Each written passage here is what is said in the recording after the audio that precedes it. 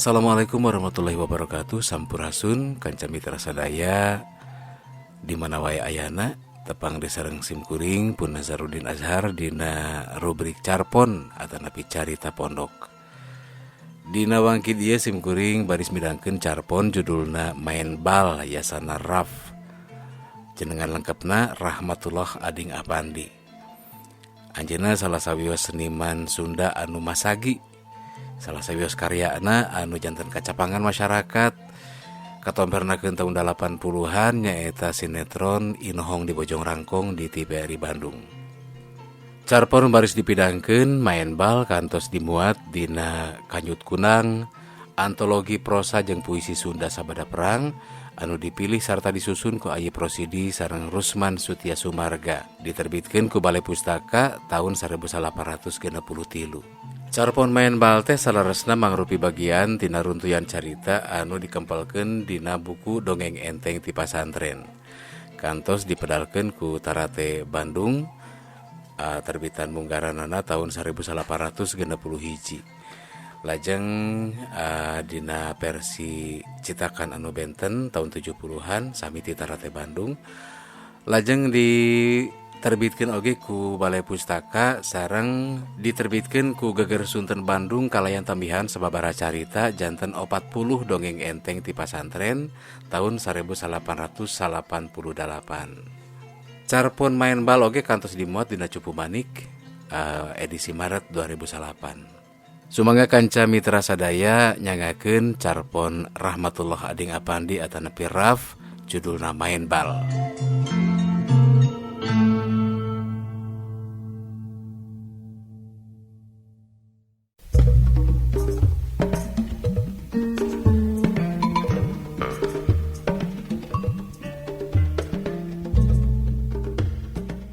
Wani sumpah, sajero masantren teh kuring mah teu kungsi budug sekali-kali acan. Kungsi aya nu merentis teh mah dina sela-sela ramo, tapi lain budug. Kuman cai eta mah. Buktina diubaran ku minyak haneut sakali oge bersih deui pisan. Nyabit-nyabit soal budug teh dumeh ilaharna santri sok dituding budug. Padahal rek budug mah saha we, nu jorok tangtu budug, sanajan lain santri oge. Atuh dina ngaji kuring teu buncit-buncit teuing. Najan teu nyong colang tapi teu kasebut santri belet. Malah aya nu nyebut calakan. Pedah jero 2 tahun teh make bisa nyusul nu geus mukim 5 tahun. Tapi eta mah bisa jadi lain pedah kuring calakan, tapi itu nu pohara beletna.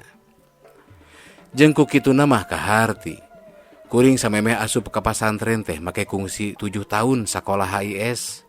Jeung basa keur di lemur kungsi diajar ngaji jeung sakola agama. Ngaji di imah, sorena sakola agama, peutingna di ajengan enoh. Atuh mun keur pere sok ngahaja keurseus bahasa Arab di ajengan Suganda. Jadi aya dadasar barang jol ka pasantren teh.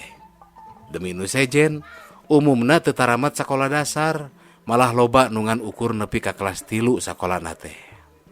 Katurug-turug kakasih ajengan deui. Perlu hal ieu diterangkeun. Sabab santri-santri nu sejen mah nganggapna pangna kuring calakan teh pedah kakasih ajengan. Lamun jadi kakasih ajengan, hartina sok pangheulana ka bagian cai sesangaleut ajengan muntas ngawuruk. Da di pasantren mah sok parebut atuh cai seredan teh. Pada-pada hayang nginum, ngalap berkah jeung sok matak calakan cenah. Demi ajengan sok ngahaja maparinkeun seredanana ka kuring heula. Mun kuring geus nginum, kakara di kanu sejenkeun. Kawentar santri nu teu budug, calakan jeung kakasih ajengan kuring teh. Tapi saenyana kuring leuwih terkenal di kampung eta teh sacara santri anu bisa tunil jeung bisa main bal. Teu deuk susumpahan, ngan loba saksina nu nyahoeun yen harita di pasantren dina lebah main bal mah kuring teh raja bolana. Jeung lain ukur main deui, tapi jeung ngurusna. Kuring nu sok nyieun surat munang tangka klub sejen. Kuring nusok nyieun pasangan, lamun rek main kuring nusok jadi kapten kasawalasan. Pendekna ari dina lebah main bal mah saperti dina tunil, kuring teh celok di tengah. Mang Udin asisten ajengan, Mang Hudari santri kahot, Kang Engkus raja lugoh, dalah ajengan pisan ari dina lebah main bal mah nurut ka kuring. Mun cek kuring jadi bek, Mun ceuk kuring tong main atawa eureun main tara make kadenge gegelendang. Sakitu mah nya beunang disebutkeun wawag kasabelasan pasantren kuring teh. Pek bae geura. Kiper si Ibro. Budak jangkung hideung siga keuyeub leuleus tapi tangginas. Lunghay lenghoyna, gumasepna, aksina mun beh dieu mah asa ninggal kiper PSSI paijo. Ngan peda si Ibro mah teu bisa nalapung jeung sok rada jantungan mun aya bal kaluhur. Ku kitu mah uyuhan bisa ngiperan oge da panonna telengna pohara. Nepi ka lamun pahareup-hareup jeung urang teh hese nangtukeun. Nenyo ka saha manehna teh? Nah ka urang atawa ka batur? Jeung teu paya disurakan deui. Komo ari di Cigombong mah sok kacida teuing. Nepi ka aya nu nyebut si teleng atuh. Beka tuhu si Usup budak bosongot pikasieun hapur saluar awak. Si Bahrur galandangna jangkung leutik tapi bangenan. Mun nenjo kana sukuna mah teu jiga-jiga bisa main bal. Da pacer atuh. Tapi lamun geus main, asa nenyo si John Kuet gelandang Prancis nu kakoncara teh. Da meuni siga dipacokan mun bal kaluhur teh. Si Komar katuhu luarna, gancang jeung tarik sepakanana.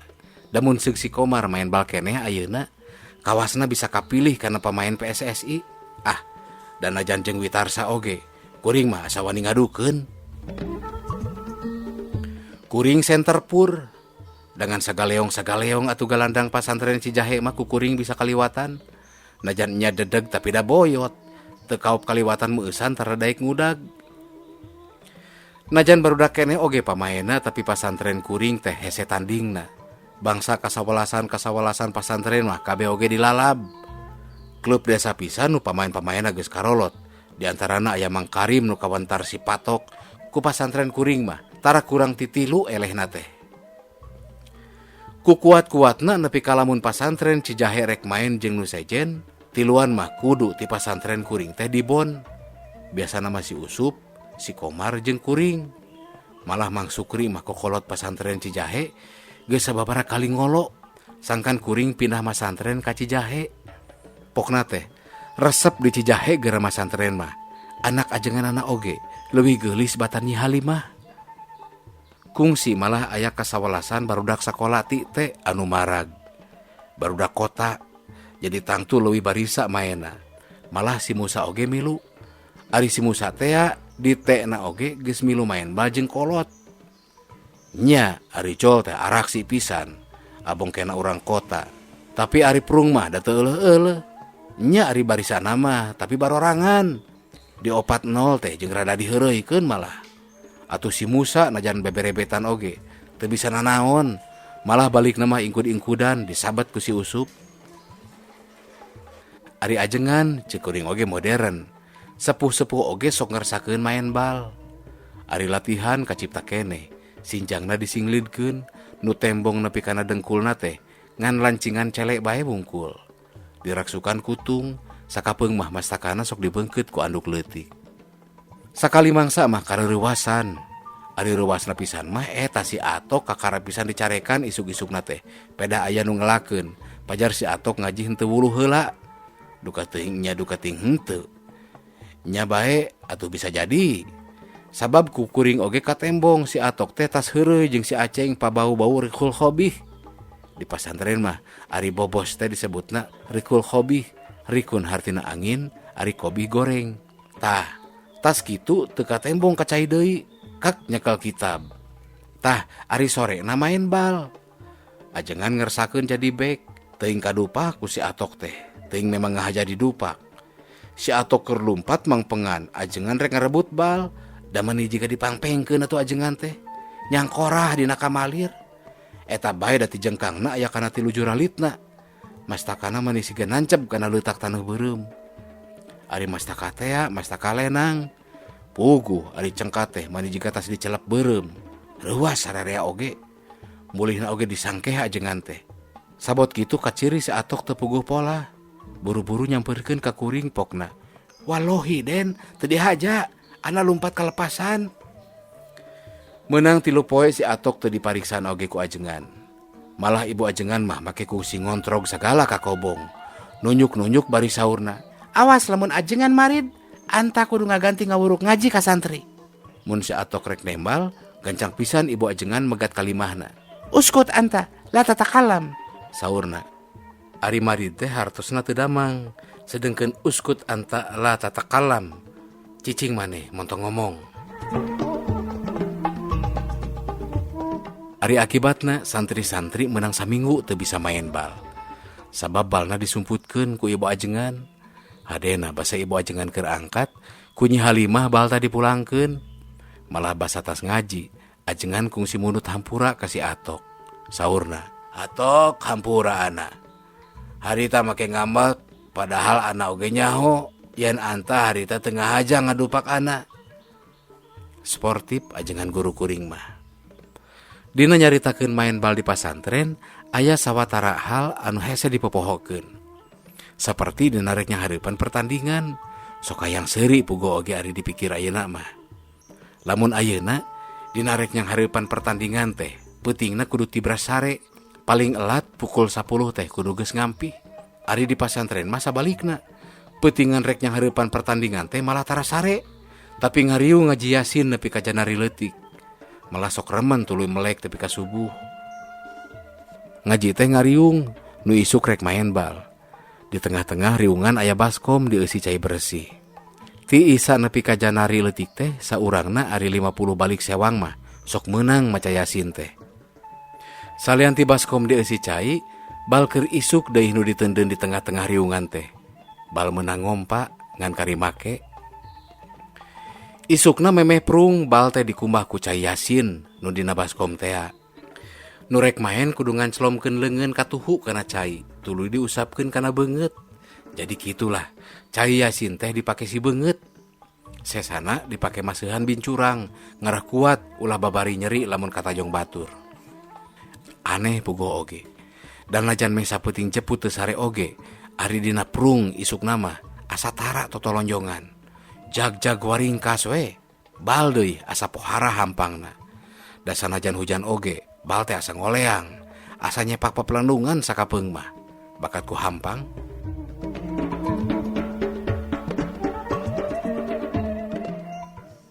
Aya babacaanana mun rek asup ka lapang teh henteu kitu bae. Moal dibejakeun babacaanana mah bisi diturutan. Ngan bisi panasaran rek dibejakeun ari babacaan mun rek nyepak penalti mah. Wal yatalattof babacaanana teh. Eta teh ayat Quran anu pangtengahna. Ditulisna oge geuning sok kumang si beureum. Arang gagal nyepak penalti make babacaan eta mah. Lamun dina hiji waktu main bal eleh, biasa naker Mang Udin ngagelendang. Tah nu matak barudak, sing harusu ari ngaji Yasin teh. Cenah. Jadi lain nyalakeun main bal tapi nyalakeun ngaji. Ajengan ngalulugukeun biasa naker saurna. Ari olahraga teh eta sabagian tina iman. Ku Gusti Allah urang teh dipaparinan badan. Tah eta badan teh ku urang kudu diriksa. Sangkan sehat. Salian ti ku dahar ngariksa badan teh kudu ku olahraga. Sangkan sehat. Kungsi aya santri anu nanya. Ajengan yaktos ari main bal teh haram? Pedah eta wartosna kapungkur nu disepakanana teh mastaka Sayyidina Hasan Husein. Maninya kakak ajengan gumujeng saurna. Haram soteh lamun balna ku si raja lemak. Hari balna ku kulit mah nah make haram. Bisa jadi haram main bal teh lamun sakira-kira poho kana ibadah atawa matak karuksak awak. Jeung ari matak ruksak awak mah ulah boro main bal dala dahar oge pan haram. Saur ajengan keneh ari main bal teh sanyana mangalati lahir jeung batin. Lahirna atuh badan jadi sehat, batinna atuh pikiran jadi cager. Kapan dina main bal teh urang kudu nahan nafsu, ulah hayang nyilakakeun batur, ulah hayang males lamun kasepak ku batur, pokona mah teu meunang goreng hate. Ana dipikir ayeuna, bet teu beda meus-meus acan kasauran ajengan teh jeung pamanggih ahli-ahli olahraga modern. Ngan beda kecapna wungkul. Hakikat nama geus karawu harti mensana in corpore sano teh atawa jiwa nu sehat aya dina awak nu sehat teh. Ajengan mapacuan teh dina palebah. Eleh main bal ulah jadi gering, kawas eleh ngadu. Mun menang ulah jadi ngarasa ieu aing.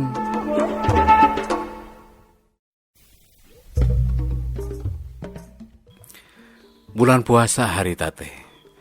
Pasantren kuring tatan-tatan baris nampan numarag di pasantren M nuges kawantar pohara kuatna. Ku kuat-kuatna nepi ka urang M mah sarombong. Pokna, ku klub jin oge pasantren M mah moalnya eleh. Loba santri-santri di pasantren sejen anu barisa main bal, parindah masantrena KM ku sabab hayang menang main balna. Kaharti nu matak jadi kuat oge. Kuring oge can kungsi ngabuktikeun kuat-kuat nama. Ngan ari ngadenge mah geus remen. Yen barudak pasantren MT nya-nya barisa main bal. Can aya nu kuat di lembur nama. Ari menangna deui tarasa eutik saeutik. Pasantren Cijambe oge 8-0 elehna. Ari pasantren kuring menangna ti Cijambe teh ngan ukur 2, kitu oge seuseut, nu hiji mah malah tina penalti. Datangna ka pasantren kuring lain diondang, tapi ngahaja marag. Ari pokna mah itung-itung ngabuburit. Ari kuring mun poe-poe kahiji bulan puasa mah sok balik ka lembur, sok hayang munggah di lembur. Tapi ari harita kakara oge 2 poe aya di lembur jol aya si Atok jeung si Aceng nyusulan. Pokna disaur ku ajengan kudu kairingkeun. Reuas ari mimitina mah sugan teh aya naon-naon. Kakara dina perjalanan si Aceng nyarita yen pangna diala teh lantaran isukna kudu main bal. Sanyana mah lain dititah ku ajengan. Tapi ku Mang Udin salian ti kuring cenah si Komar deui nu ngahaja di ala ka lemburna teh. Da kebeneran keur balik deui. Kuat pisan harita mah puasa teh. Da diganda main bal ge tara ngarasa ripuh. Jeung jag-jag deui main balna oge. Malah awak teh asa sok leuwih ngoleang batan keur teu puasa. Ajengan ku anjeun nganjurkeun main bal bulan puasa teh. Salian ti itung-itung ngabuburit teh jeung latihan nahan nafsu leuwih nya-nya. Pada terang ieu yen lamun keur puasa mah sok dareukeut pisan kana piambekeun teh. Dina main bal mah nahan nafsu ieu teh leuwih berat. Sabab mun ngambek salian ti teu hade teh jeung matak batal puasa deui hari bulan puasa mah. Naon hartina ngabuburit ari matak batal puasa mah? Si Aceng deui nu ngadongeng oge, yen nu baris dilawan teh pasantren M nu kawantar tea. Kuring nanyakeun naha kabeh tukang main bal di pasantren araya, jawab si Atok. Nu rada gering oge teh sirikna ditiupan ngarah bisa main. Nu disebut rada gering teh si Ibro. Teu aneh hari si Ibro mah, da unggal puasa sok gering. Eta tuh da ari lain bulan puasa sok pohara capek rahemna. Jadi ari puasa teh ripuh pisan. Basa kuring jol ka pasantren, mokaha dibagiakeun pisan. Si Ibro oge ngadak-kadak jag-jag, da sieun teu dimaenkeun meureun ari ngaringkuk bae mah. Memeh barudak M daratang oge, kuring geus yakin. Yen pertandingan teh baris jadi duel mit atawa ngadu jajaten anu bakal rame pisan. Wanci lohor barudak M teh daratang, leuh, nya lengkep pisan. Kabeh jago-jagona daratang. Tuh itu Den, jagona teh. Cik si Obi bari nunjuk ka budak patakal pikasieun. Nu disebut jagona teh si Salim, mainna jadi galandang. Kareret bitisna oge babalingpingan. Cik si Obi keneh licik sanyana mah. Sabab si Salim teh henteu mukim di pasantren, ngan unggal poe ngadon ngaji dari gawena mah tukang ngongon muning. Geus pada mupakat yen bal mawa hiji sewang sarta dipakena setengah main sewang. Maklum, kapan geus pada terang kumaha lalakon bal ari di pasantren teh. Nu jadi lepri geus dipeto, Mang Ulis urut jagoan. Geus patotos deui yen memeh prung, Mang Ulis teh kudu disumpah heula hareupeun Quran, yen baris adil. Mun geus disumpah kitu, dua pihakna regreg jeung gembleng percaya. Yen lepri teh moal berat sabelah, da mustahil aya juru tulis jakat teu sieun ku sumpah Quran. Teuing sabaraha puluh urang nu datangna urang M teh. Maksud teh jeung nu rek ngabobotohanana atuh barudak santri di pasantren kuring oge pada hayang nyaksian. Ditambah deui ku urang kampung nu hayang lalajo bari ngabuburit. Umumna pamain-pamain ti M teh leuwih baradag jeung baru songot pisan deui. Kiperna jangkung gede jeung tongar deui mata wegah nubrukna. Ngan bejana ngede, hartina ngan leungeun kenca nu hirup teh. Jeung cenah najan bosongot oge rada borangan. Jajauheun kana make sistem kawas ayeuna, ieu mah saprungna. Ukur kudu nyepak jeung kudu lumpat. Tapi najan kitu lamun ku kuring dicipta ayeuna, pamain-pamain kuring teh kira-kira kieu. Sistemna sistem ortodoks. Hartina galandang milu kahareup. Kaharti lebah dinya nama. Da di sakuliah Indonesia oge main bal teh kitu harita mah. Kakarabeh dieu sanggeus perang kapan diurang aya sistem stopper spill teh. Hartina galandang nu jadi palang panto di tukang halep nu maraju. Harita masa kuliah Indonesia oge make sistem ortodoks. Ditenyo tina gaya permainan pasantren kuring teh mirip-mirip kana gaya kontinental. Maksudna teh ponok tapi gancang. Atawa meureun mun di Indonesia harita mah siga Persi Solo keur zaman Maladi jadi kiperna. Ku gaya eta kapan Solo harita make bisa juara PSSI menang sababaraha tahun teh. Jeung memang teu bisa teu kitu deui. Sabab barudak pasantren kuring teh leutik. Jadi teu bisa tararik nyepakna iwal ti si Usup jeung si Komar meureun nu tarik teh. Najan harita mah tara dipikir heula memeh main teh. Tapi kitu kira-kira gambaranana teh. Nu dipahing pisan teh barudak teu meunang ditumanan mawa sorangan. Mang Udin sok nyarekan budak nu hayang disebut si Oray teh. Pokna, dina Islam haram hukumna zalma pupujieun teh. Cenah. Bada asar ari main bal teh. Salat asar heula berjamaah. Santri semah nu adan jeung komatna ajengan pribumi nu ngimamanana. Kitu kebiasaan di pasantren teh. Sanggeus awe salam ajengan sasawuran heula. Mapacuan sangkan main bal teh ulah narapsu. Sing inget kana bulan puasa. Lamun sakirana matak batal puasa mah leuwih hade montong main bal. Tah harita deui lepri disumpah teh. Dimimitian ku ucapan bismillah biiznillah jeung babacaan nu ku kuring dirasiahkeun teh barudak kuring asup ka lapang ger keprok. Leuh asanya katenyo santri-santri pasantren M memeh arasup ka lapang teh bara bacaan heula. Sidik da katenyo atuh nalamprakeun leungeun tanda keur ngadoa. Geus kitu kakara arasup ka lapang. Papakeanana mah sarua we jeung klub kuring. Hartina aya nu di baju, aya nu buligir. Nya sagebragan oge karasa. Yen musuh teh berat, garalak jeung garancang. Sepakanana tararik. Eta we kakara geprung si Ibro geus nyekel bal. Nya deui si Salim teh hese diliwatanana. Sukuna kenca katuhu harirup. Ari nyepak teh mani ngahiuk matak sieun ngadeuketan. Ari petakna teu daekeun ngajauhan kuring. Ngikintil we ti barang prung teh. Geus aya bejana taksiran ka maranehna oge. Yen kuring raja bolana teh. Si Bandi deui salenter tengahna nu gancang teh. Babali cetanana bangun rada babarieun ngaliwatan si Bahrur teh. Hadena sore eta teh si Usup maena mati-matian jeung si Ibro keur rada mujur. Bal sepakan si Bandi oge sangkilang ka juru da dirontok atuh. Nya ari nyana mah jadi kornal, tapi mun teu dirontok moal boa bakal asupna. Ger atuh nu lalajo surak. Si Ibro asa heueuh datang gumasepna. Nah atuh bal ti katuhu luar musuh ngagorolong laun naker. Ah ditewak kitu bae oge naon hesena. Ari ieu si Ibro pupujieun darek newak bal sakitu launna teh ngagoler heula atuh. Bal jauh keneh manehna geus ngagoler. Ari geus deukeut ari celang teh bal ngancul keuna kana batu sagede muncang. Atuh si Ibro ngagoler ari bal ngaliwatan sirah. Blus teh asup. Pek geura. Saha nu teu sebal. Katenyo Mang Udin kagecelik di sisi. Mun lain bulan puasa taksiran kana dicabok-caboknya tas si Ibro teh. Mimiti rada paur basa geus eleh hiji nol teh. Basa bal ka sawah kuring harebos kasih Usup. Manehna ungeuk-ungeukan. Geus kitu kuring mere parentah deui kasih Atok. Jol si Bandi mawa bal, dirabut jeung suku-sukuna, da kawas nangka asak ragrag si Bandi teh. Moal henteu nyerina teh. Barang mawa deui bangunna marek males, tapi si Usup ngagorobok. La takdib, sahrus siam. Artina teh ulah ngambek, inget bulan puasa, cenah. Atuh teu tulus ngambekna si Bandi teh. Kaburu ingeteun. Geus kitu jekek deui si Dahir dibabuk ku si Atok. Mun rek males gorobok deui si Atok kawas tadi si Usup. Ngingetan yen bulan puasa, atuh teu bisa males. Tah ku kitu raripuhna barudak M teh. Hayang males tapi teu bisa. Ari barudak kuring mah najan ngababuk moal matak batal puasa, sabab ngababukna henteu jeung nafsu. Beda deui jeung lamun males. Kapan ari males mah tangtu bari nafsu. Kuring sorangan teu bisa walakaya, da teu dijauhan ku si Salim. Rek ngababuk teu wani dan nejo bitisna oge babalingpingan. Ping-pingna segede tangkal jambe deui lain tubruk-tubrukeun.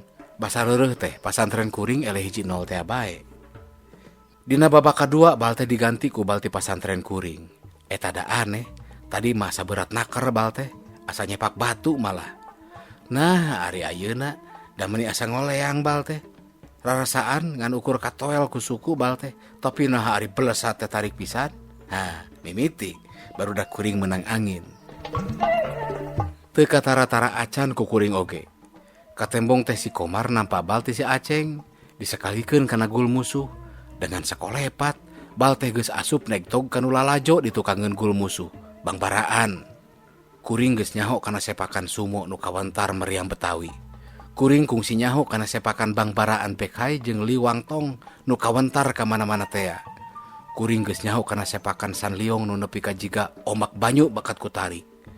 Kuring geus nyaho kumaha tarikna sepakan si Bubukin salentar hareup Rusia nu ceuk bohong mah matak mepeuskeun sirah nu ngahedan. Tapi sepakan si Komar nyieun gul harita asa can manggih bandingna. Maksud teh tarikna da mani siga ngahiung di sada atuh. Eta we da si Tonggar oge kiper M teu ngaliek-liek acan marukana nama can disepak ku si Komar. Eta bae deui da kolot nu ka senter di tukangeun gul oge mani nangkarak bengkang. Cacakan ka senterna teu nenggel teuing kumaha jadina lamun nenggel mah. Sieun disebut wadul bae kuring mah mun nyaritakeun sabaraha hasilna pertandingan harita. Da kawas nu rahul atuh. Kumaha teu rek kawas ngabohong. Ari sababna pasantren M nu sakitu kawentar moal elehna jan ku klub jin teh teu kurang ti 7 hiji elehna ku pasantren kuring. Kuring sorangan ngasupkeun 3. Rek disebut wadul rek henteu. Tapi da nya kitu harita teh. Eta pisan sababna pangna kokolot santri ti M memeh balik teh nyamperkeun heula ka kuring. Ngolo-ngolo sangkan kuring pindah ka M. Cenah mun anta masantren di ditu mah tong mikir ngaliwat sorangan dipangliwatkeun unggal poe oge. Teu nyahoan padahal harita oge kuring teh tara ngaliwat sorangan tapi sok ku si Atok. Leuh mani kembung irung diolok kitu teh asa jadi Raymond Kopa nu diolok ku Spanyol pedah jadi raja bola Prancis.